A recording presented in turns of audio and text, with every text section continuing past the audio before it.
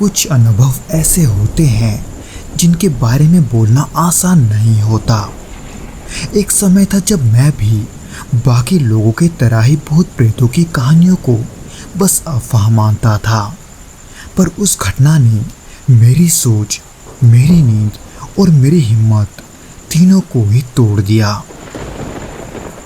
दोस्तों, आज के भौतिक घटना को हम अजीत राय जी के पॉइंट ऑफ व्यू से सुनेंगे, जिनके साथ ये घटना वास्तव में घटा था।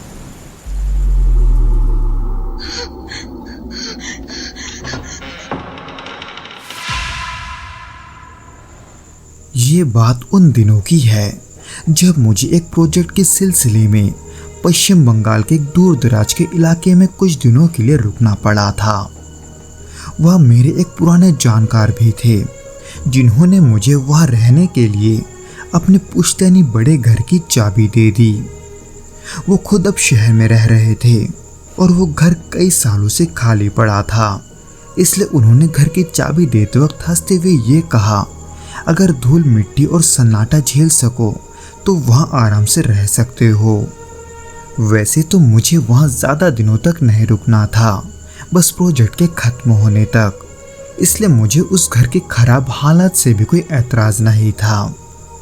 मैं जब पहली बार उस घर में पहुंचा तो वो एकदम वीरान था। चारों ओर झाड़ियाँ उगी थी, दरवाजों की केवाड़े वो सभी चरमरा रही थी और अंदर चारों तरफ बेजान सा सन्नाटा था। लेकिन उनमें भी सबसे अजीब बात ये थी कि उसके ऊपर की मंजिल पर एक कमरा ऐसा था जिसका दरवाज़ा अंदर से बंद था और ताले पर जंग लगी थी। ऐसा लग रहा था जैसे उसे वर्षों से किसी ने छुआ तक ना हो। खैर, जब मैं पहले दिन उस घर में पहुंचा तो वहाँ सब कुछ ठीक ठाक ही था। मैंने नीचे के एक कमरे में अपना सामान रखा और वहाँ थोड़ी बहुत सफाई कर ली ताकि रात वहाँ सही से गुजार सकूं।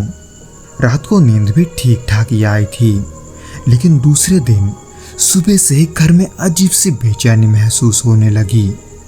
छत से न जाने कैसे किसी के चलने की हल्की आवाज आने लगी थी।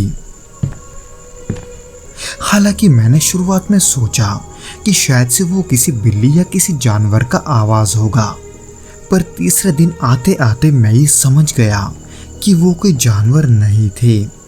बल्कि तीसरे दिन जब मैं ऊपर की तरफ गया तो देखा कि वहाँ का जो बंद पड़ा दरवाज़ा था वो थोड़ा सा खुला हुआ है।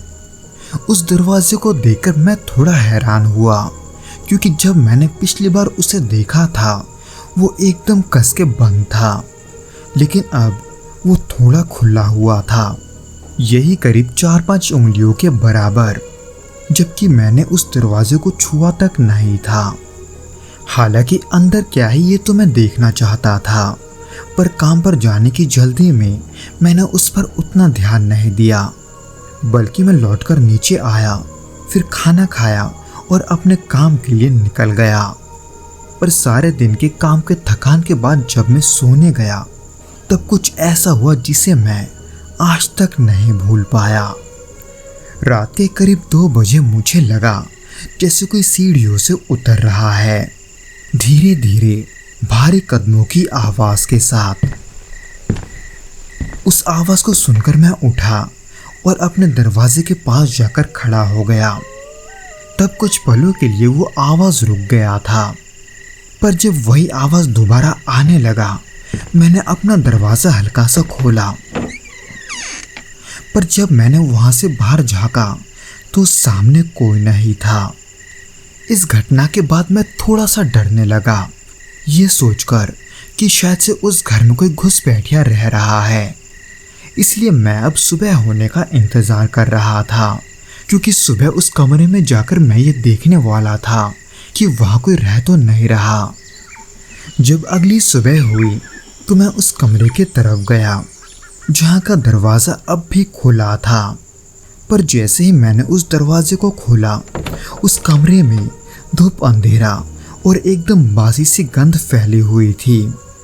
पर उस कमरे की उससे भी विचित्र बात कुछ और थी, क्योंकि जैसे ही मैंने उस कमरे के लाइट्स को ऑन किया मेरा पूरा शरीर कुछ सेकंड्स के लिए हिल गया, क्योंकि उस कमरे के दीवारों पर कुछ विचित्र से चिन्ह बने हुए थे, किसी तांत्रिक की क्रिया जैसे।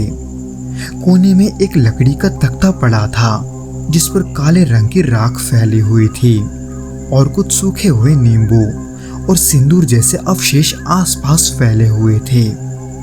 वो सब देखकर और वहां की गंध के वजह से वहां रहना मुश्किल हो रहा था, इसलिए जल्दी से मैंने उस कमरे का दरवाजा बंद किया और नीचे लौट आया। वैसे तो उस कमरे में मुझे ऐसा कुछ मिला नहीं था जिससे ये साबित हो सके कि वहां कोई रह रहा है, पर उस रात भी कुछ हुआ। मेरे सोते वक्त किसी ने जैसे मेरा गला दबाने की कोशिश की। मैं आंखें खोलने की कोशिश कर रहा था, लेकिन शरीर जैसे पत्थर हो गया था और फिर उसके साथ ही साथ सांसें भी घुटने लगी, जिसके बाद मैं किसी तरह से झटका देकर उठ पाया। और जब मैं उठा तब देखा कि मेरे गले पर नीले नीले निशान हैं। ये सब होने के बाद अब मेरा डर मुझ पर हावी होने लगा था, इसलिए अगली सुबह मैंने वहाँ के स्थानीय एक व्यक्ति से बात करने की कोशिश की और उनसे उस घर के बारे में जानने का सोचा, खास करके उस कमरे के बारे में। जब मैंने उस बंद कमरे की बात की तब वो आदमी कुछ पलों के लिए चुप रह गया। फिर उसने धीमे से कहा कि उस घर में एक आघोरी की साधना करते वक्त मौत हुई थी। हालांकि इसके अलावा उस व्यक्ति के पास उस घर को लेकर और कोई जानकारी नहीं थी, खास करके उस बारे में जो सब मैं झेल रहा था। उस रात के बाद हर रात कोई न कोई भयानक घटना होते जा रहा था। कभी दरवाजे अपने आप खुल जाते तो कभी बंद हो जाते, कभी सीढ़ियों पर किसी के दौड़ने की आवाज तो कभी बहुत ही सड़ी हुई सी बदबू।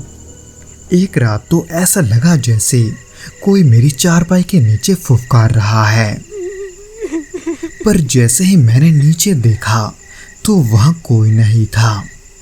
हालांकि अंधेरा ज्यादा होने के वजह से मैंने टॉर्च लिया और उसे जलाया, पर आसपास फिर भी कोई नहीं था। लेकिन वहां कुछ लाल रंग के पैरों के निशान थे जो मेरे कमरे से निकलकर सीढ़ियों की तरफ गए थे। उसी भी छठे या सातवीं रात को मैं तय कर चुका था कि अब मैं वहां और नहीं रुकूंगा, पर जाने से पहले आखिरी बार उस कमरे को बंद करने के लिए मैं ऊपर गया। पर जैसे मैंने दरवाज़ा खोला और उसके बाद वहां जो देखा उससे मेरी आत्मा तक कांप गई। उस कमरे के बीचों बीच राख से बनी एक आकृति थी, एक इंसान की आकृति जिसे किसी ने हाल ही में बनाया था। उसे देखकर ऐसा प्रतीत हो रहा था कि उसे अभी ही किसी ने बनाया हो, और उस आकृति के चारों ओर वही तंत्र के चिन्ह फिर से बने हुए थे जैसे दीवारों पर, लेकिन इस बार वो ताजे खून से बनी थी। पर उससे पहले कि मैं कुछ समझ पाता उस कमरे की खिड़की अपने आप बंद हो गई। हवा जैसे भारी हो गई थी और मुझे लगा जैसे कोई बहुत पुराना गुस्से भरा चेहरा मेरी आंखों के सामने है। एक जलती हुई चोटी, गिरवे कपड़े, राख से भरा हुआ चेहरा और लाल आंखें। वो एकदम किसी मृत आघोरी की तरह दिख रहा था।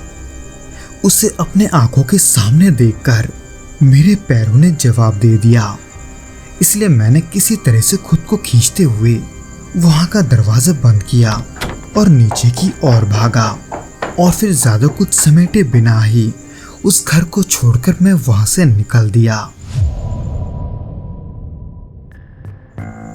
तो दोस्तों, ये तो था वो घटना जो कि अजीत राय जी के साथ घटा था।